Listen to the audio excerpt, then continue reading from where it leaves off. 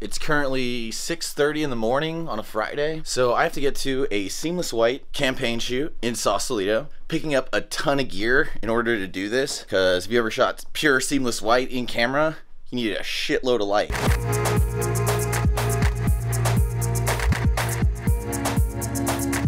Check out this gear list I created. 5 48-inch 4-bank Kino flows, 3 C-stands, plus I'm bringing 2 more, 5 massive flags, airy 1.2K HMI daylight, a large Chimera super softbox, and finally the speed ring to attach the Chimera to the HMI airy. And aside from all that gear, I'm shooting with the GH5. We're gonna shoot it 4K at 30 FPS. We're gonna shoot it 2K at 60 FPS. And finally, we're gonna shoot it 180 FPS at 1080p. Should be a fun day, tons of experimentation. I'm gonna try to capture the whole thing for you guys and walk you through it.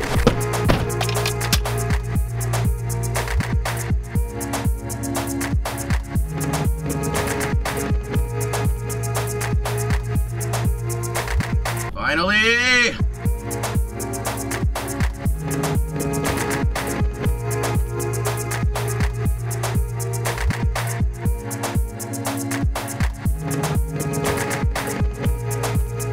Just got to Sammy's camera in San Francisco. Traffic was atrocious.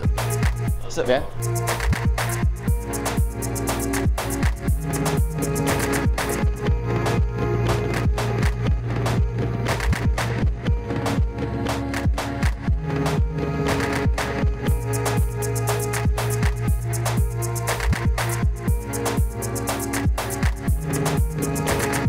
Okay, all the gear is packed. You can see, look at that, look at all that. There's at least 3 or 4 Kinos right here. There's 2 more in the bed of the truck. We got our 1K speed ring. That kind of took forever. Now I'm like 15 minutes late, so I gotta dip over as fast as I can to Sausalito, set this up. Hopefully we're ready by 11, that's the goal. So it's 9:15 now, I gotta jet over there. I'll be lucky if I'm there by 10. Gives us like an hour, so let's go, let's move it.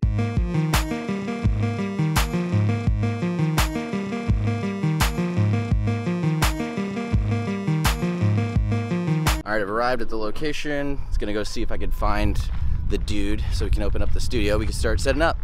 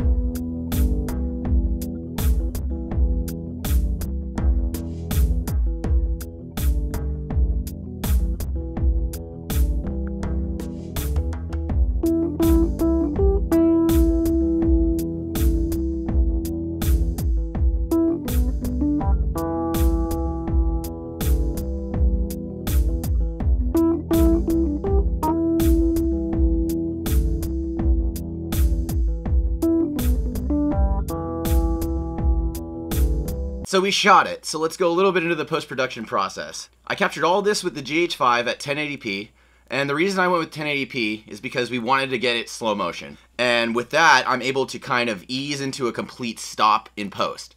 So I'm doing this with time remapping in Premiere. It's pretty powerful, I get really good results, and it kind of works well with my workflow of going from Premiere to After Effects, back to Premiere, and then there you go. In the footage before this, you see he's in a different outfit, more of a light blue shirt. We decided to go with this dark gray sweater instead because we needed him to pop more from the background, and it was getting pretty difficult to not blow out his blue shirt because it was so close to white. So I went ahead and done for these 3 clips is I found the best of the clips we had. I think this was before oh, cat. I think this is before the GH5 firmware update came out with the higher bit rates. So I think this was only done at like the maximum bit rate for 180 frames per second at the time. So as you can see, I have the 3 selected clips up here. They're just way too long. So we need each of these clips the whole motion needs to take start to finish about 10 to 14 seconds at the most. And what I've done is, if you right click the little effects square on the timeline of the clip, you can choose from the settings time remapping. So this line has been already moved up way up to here. This is about 600%. 100% down here, which is like, in this case would be slow motion. But we want it to be about 600% because that's close to real speed. And then right here you can see it gradually ramps over time. This one only required one time ease, so the other ones have maybe multiple, but you'll see what I'm talking about when I get to that. At this point he's in about a complete stop right now. And then so now, what the fuck is this cat doing? Get the meow out of here! Cats, dude. Love them. But cats. First clip's good to go. I'm gonna render this out. I'm gonna render all 3 of them out.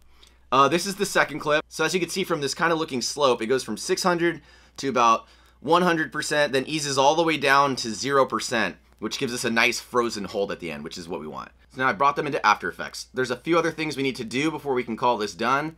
Obviously, this is a seamless white shoot, so we gotta eliminate all the extra crap on the sides. So what we're gonna tackle now is we're gonna make this seamless white, then I'm gonna apply a color grade to it because, you know, to eliminate the saturation. We're gonna desaturate it a bit.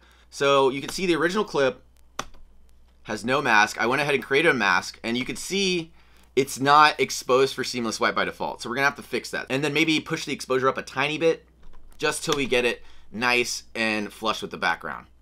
So as you can see, this mask kind of moves. I try to keep it as close to him as I can, so I don't introduce extra, you know, space in the back.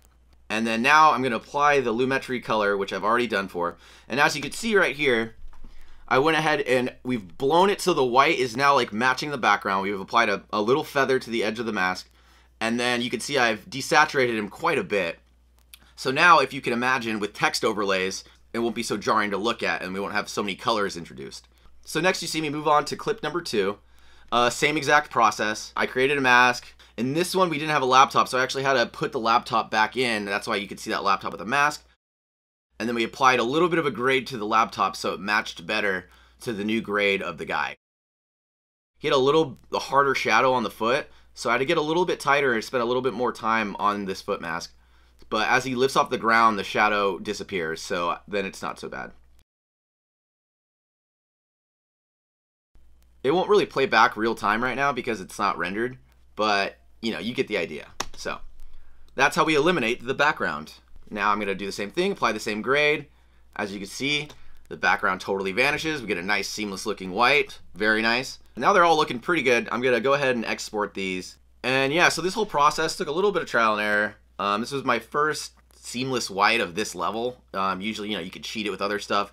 But if you want it to look really good and get a good image, you need a ton of light. So we just bit the bullet. We rented all the equipment we needed. And it came out, I think it came out pretty awesome.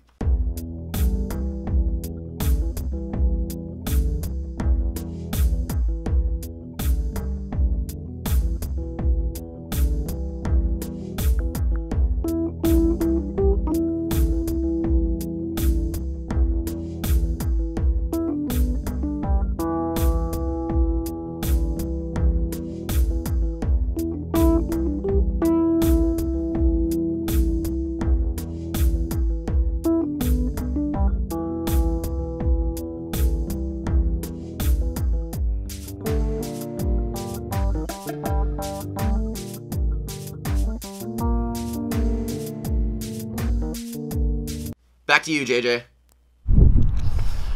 Okay, that's it. Just wrapped. Just gonna say bye to everybody. Thank them. Gotta go chuck all this gear right back to Sammy's. Thanks a lot, Jesse. Bye, JJ. I won't hold anyways. Good, good. So that's it for Sausalito. Shot a gymnast against Seamless White at 180 frames. We only had the talent till 130.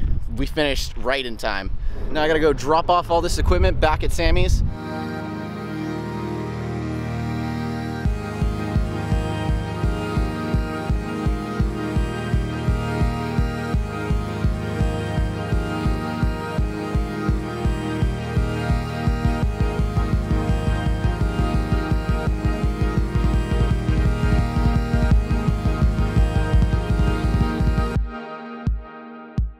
Insane amount of gear that we got. Kino, Kino, Kino, Kino, 2K. Yeah, all back. That's it, people. Just dropped off all of the gear single-handedly back at Sammy's. Picked it up at 8, dropped it off at 5, set it up, shot for 2 hours, broke it down, came back. Now I'm sitting in insane traffic. And there you go. So that was like $20,000 worth of gear. The rental cost was like $656 for one day. Not bad. That's how you shoot a seamless white. Basically single-handedly. There you go, people. I'm exhausted. I'm tired. I've been up since 6. I'm gonna go get a beer.